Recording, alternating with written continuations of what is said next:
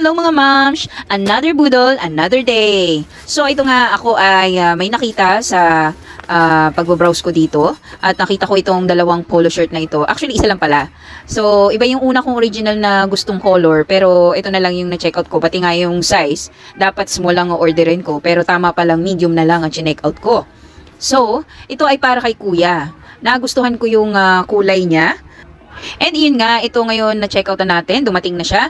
And tinitingnan ko ng isa-isa, ayan, yung mga tahi niya.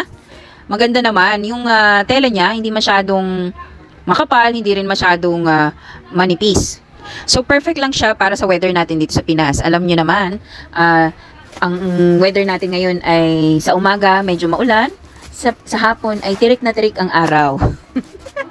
So makikita niyo yung when worn niya, i-upload ko na lang sa next video para makita niyo yung fitting niya. Ang ganda nga actually hinintay ko lang din naman kasi na masuot niya para ma-post ko dito kung paano yung fit niya. Eh nagulat nga ako na yung medium, isakto lang. Dapat pala, tama pala yung order ko na instead of small, medium na lang. Kung nagustuhan niyo rin ito mga moms, check nyo na lang si Yellow Basket and check out nyo na yan. Mare ko lang, pili na suki.